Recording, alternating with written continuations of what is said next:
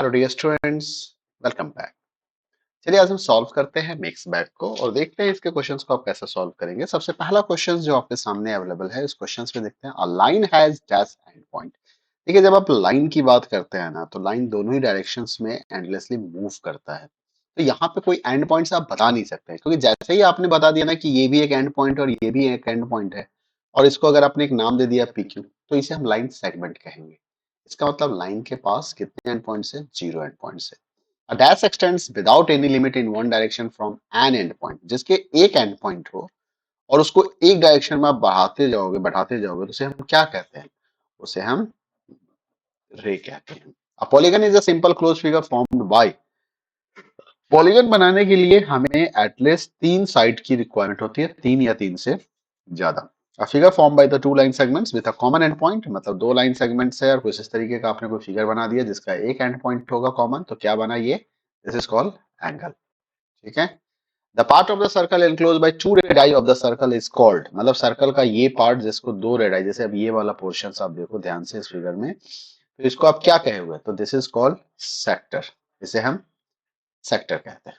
ठीक है। चलिए अगला क्वेश्चन ले ले। तो नेक्स्ट क्वेश्चन की बात करें, नेक्स्ट क्वेश्चन है आपका, name the all the pairs of adjacent sides and angles, opposite sides and angles and diagonals in the given figure. तो यहाँ पे आपको एडजेसेंट साइड्स बताने हैं, एडजेसेंट एंगल्स बताने हैं, अपोजिट साइड्स बताने हैं और अपोजिट एंगल्स बताने हैं, diagonals in the given figure.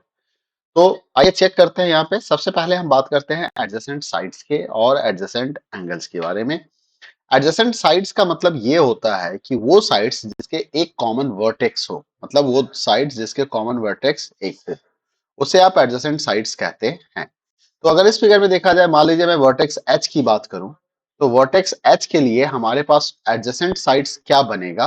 तो मैं यहाँ पे एडजेसेंट साइड्स पहले लिख रहा हूँ। ठीक है, मैंने यहाँ पे लिखा साइड्स और इसकी वैल्यू देखिए। एडजेसेंट साइड्स में आपका एक, मान लीजिए आपने HG या GH कह दिया, ठीक है, और एक EH या H, मैं HG से लिखता हूँ क्योंकि वर्टेक्स हमारा H पे है, इसलिए मैंने HE और HG लिख दिया। एक हमारा ये बनेगा।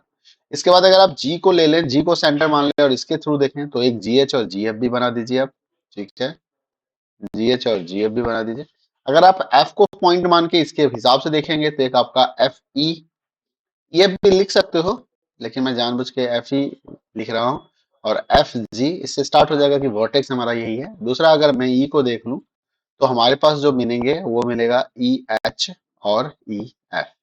तो ये आपके एडजेसेंट साइड्स हो गए। अगर एडजेसेंट एंगल्स की बात करें, तो एडजेसेंट एंगल्स हम उसे कहते हैं जो एंगल्स एक साइड्स के ऊपर बने होते हैं, मतलब एक ही साइड से वो दोनों साइड बने होंगे। जैसे ये अगर साइड HG की बात करें, तो ये जो एंगल बना और ये जो एंगल बना, ये दोनों क्या कहलाएगा? एडजेसेंट एंगल्स कहलाएगा। तो आइए जरा से इसके एडजेसेंट एंगल्स को चेक करते हैं, कौन कौन से एडजेसेंट एंगल्स होंगे। तो एडजेसेंट एंगल्स के लिए आपके पास, जैसे देखिए यहाँ पे मैंने लिख दिया एडजेसेंट एंगल। ठीक है, तो एडजेसेंट एंगल्स के अंदर में आपका जो सबसे पहला एंगल होगा, मान लीजिए साइड HG के ऊपर देखा जाए, तो एंगल H और एंगल G आपका एक एडजेसेंट बना। एंगल H और एंगल E भी आपका एडजेसेंट ही होगा। ठीक है, एंगल E ये भी एडजेसेंट एंगल है। ठीक है, उसके बाद आप देख सकते हैं एंगल E और एंगल F भी आपका एडजेसेंट एंगल है। दोनों सेम साइड पे ही है, मतलब ये वाला बॉटम वाले साइड्स पे है। ठीक है, और H और E आपका इस साइड पे था। अब इस साइड पे देख लीजिए, एंगल G और एंगल F आएगा, एंगल G और एंगल F आएगा। ठीक है, नोट कर लीजिएगा इसको।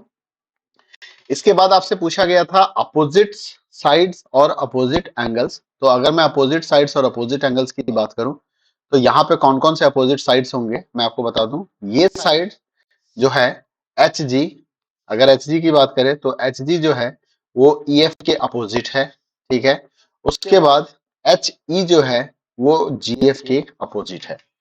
अपोजिट एंगल्स की अगर हम बात करते हैं, हम अगर अपोजिट एंगल्स को चेक करें, तो एंगल H एंगल F के अपोजिट है। आप नोट कीजिएगा, एंगल F के अपोजिट है कौन? Angle H। सेम कलर से आप आइडेंटिफाई कर सकते हैं इसको। और एंगल G जो है वो एंगल E के अपोजिट है, मतलब एंगल G जो है वो एंगल E के अपोजिट है। क्लियर हो गया? तो ये जो मैंने सिंबल इंडिकेटर दिया, इससे आप आइडेंटिफाई कर दीजिएगा। ये रेड वाला साइड्स जो है वो रेड वाले साइड्स के अपोजिट है, ब्लैक साइड्स ब्लैक वाले के अपोजिट है, और ये पापा आपने ऑरेंज कलर में मैंने लिखा है और यहाँ पे ग्रीन कलर में, इससे आप आइडेंटिफाई कर सकते हैं। इसके बाद आपसे पूछा गया है डायगोनल्स के नाम, कि डायगोनल्स के नाम बता दीजिए। तो डायगोनल्स का नाम अगर बताना है तो यहाँ से मैं डायगोनल्स का नाम बता देता हूँ। दो डायगोनल्स है हमारे पास, एक डायगोनल है एच एफ या एफ एच आप कह सकते हैं, और एक डायगोनल है आपका ई जी या आप जी ई कह सकते हैं। ये दोनों आपके डायगोनल्स हैं, ठीक है, तो इनको आप याद कर लीजिए। ये रहा। आइए क्वेश्चन नंबर थर्ड को देखते हैं। क्वेश्चन नंबर थर्ड में क्या क्या काम करने हैं आपको। यहाँ पे एक फिगर दिया हुआ है, सर्कल दिया हुआ है, इसके कुछ पॉइंट्स दिए हुए हैं, कुछ रेडाई दिया हुआ है, कुछ कोड आपको देखने को मिल जाएगा यहाँ पे, कुछ आर्क भी कवर्ड किया हुआ है, इंटीरियर एक्सटीरियर पॉइंट्स भी होंगे, ऑन द लाइन भी पॉइंट्स हैं। आपको interior of the circle, name the points in the interior of the circle, interior of the circle में आपको पॉइंट्स के नाम बताने हैं। तो सर्कल के अंदर जो पॉइंट्स दिख रहे हैं आपको, अगर मैं इसको ब्लैक कलर में कवर कर दूं तो आप इसको, या रेड से मैं इसको कवर करता हूं, पॉइंट एम, पॉइंट एस और पॉइंट एन, ये तीन पॉइंट ऐसे हैं जो इंटीरियर ऑफ सर्कल है। आप पॉइंट ओ को भी लिख सकते हैं, ये भी इंटीरियर ऑफ सर्कल पे ही है, ऐसे सेंटर पॉइंट पे ही है, ठीक है। नोट कर लिया आपने। तो इसका आंसर आपका हो गया एम ओ एस एन। मैं इरेज करूंगा, मैं सारे स्क्रीन को इरेज नहीं करता हूं, सिर्फ इन पॉइंट्स को जैसे हाईलाइट किया उसको इरेज कर देता हूं, इनको भी इरेज कर देता हूं। नेक्स्ट आप देखिए माइनर सेक्टर। देखिए सेक्टर के केस में रडाई होता है, ठीक है। Minor sector O X P Y, तो यहां से मैंने ओ को लिया, यहां से मैंने एक्स को लिया, यहां से मैंने पी को लिया, वाई को लिया। अब ये ओ एक्स पी वाई के अंदर जो पॉइंट्स आ रहे हैं उन पॉइंट्स को बताना है ना, ओ एक्स पी वाई के अंदर। अब इसमें इंटीरियर एक्सटीरियर नहीं बताया है, minor sector O X P Y की बात कर रहा है। तो पी एक्स वाई के अंदर अगर मैं देखूं ओ एक्स पी वाई के अंदर, अब यहाँ पे एक डाउट हो गया मेरा कि ये पॉइंट्स इंटीरियर के बताने हैं या ऑन द लाइन बताने हैं। अब क्योंकि इन्होंने इंटीरियर बोला नहीं तो ऑन द लाइन को हम काउंट करते हैं। तो इस पे एक पॉइंट टी आ रहा है, एक पॉइंट टी आ रहा है। इसके अलावा आपका पॉइंट ओ तो है ही, पॉइंट एक्स तो हो ही है ही, पॉइंट पी तो है ही, पॉइंट वाई तो है ही। तो एक पॉइंट टी जो है ये इस सेक्टर्स के ऊपर आ रहा है। अगर इंटीरियर होता तो पॉइंट एस और पॉइंट एन आता है यहाँ पे।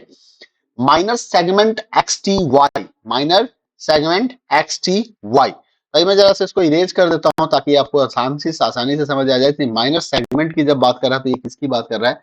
जब सेगमेंट की बात करेगा तो ये कोड को लेगा, यानी कि एक्स वाई हो गया, और इसने एक्स टी वाई बताया आपको, एक्स टी वाई बोल रहा है, एक्स टी वाई। तो एक्स टी वाई के ऊपर कौन सा पॉइंट आया है, तो इसके ऊपर एक पॉइंट पी आ रहा है। आपको ध्यान से देखिएगा, ये पॉइंट पी जो है वो माइनर सेगमेंट्स के ऊपर है। अगर इंटीरियर होता तो पॉइंट एन भी आ सकता है यहाँ पे, बट अभी इसने इसकी बात नहीं की है।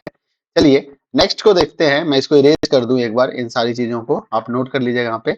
मेजर सेक्टर, अब इसने कहा major sector O X Q I. अब O X Q I major sector की जब बात कर रहा है तो आप समझिए वो इस वाले पोर्शन की बात कर रहा है। इधर वाला पोर्शन तो माइनर हो गया इसका, ये वाला पोर्शन, ये मेजर सेक्टर की बात हो गया। तो इस पे कौन सा पॉइंट आ रहा है, तो इस पे पॉइंट डी आ रहा है, पॉइंट डी आ रहा है। इसके ऊपर एक पॉइंट डी है जो ऑन द बाउंड्री है। इंटीरियर की बात करें तो पॉइंट एम आ जाएगा यहाँ पे, ठीक है। इसके बाद इसने आपसे कहा आपको पॉइंट्स बताने थे। Major arc X Q Y, major arc में आपका एक्स, ठीक है, क्यू मतलब ये पॉइंट लेके यहाँ पे आ गया। तो इस पे पॉइंट कौन कौन सा आ रहा है, तो यहाँ भी आपका पॉइंट डी ही आएगा आंसर। यहाँ पे जो आंसर आएगा वो भी पॉइंट डी है, ठीक है। जो पॉइंट डी एक बीच में आ रहा है क्योंकि इसने एक्स क्यू वाई तो बता ही दिया है। तो एक्स देखो, जिस पॉइंट्स का जिक्र कर रहा है वो पॉइंट तो आप लिख ही लेना, इसके अलावा जो एडिशनल पॉइंट है वो लिख देना, ठीक है। हर जगह पे इस चीज का ध्यान रखना है आपको। और minor arc X P Y, minor arc X P Y ये हमारा माइनर आर्क है एक्स पी वाई। तो इस पे एक पॉइंट टी आ रहा है, एक पॉइंट एक्स तो है, ये पॉइंट पी है और वाई है, एक एक्स पॉइंट टी भी आ रहा है। तो this is the solution of the today session. Next video में हम बात करेंगे, तब तक अपना ख्याल रखें, वीडियो को लाइक करें, शेयर करें और चैनल सब्सक्राइब नहीं किया है तो सब्सक्राइब कर ले। Thank you, bye bye.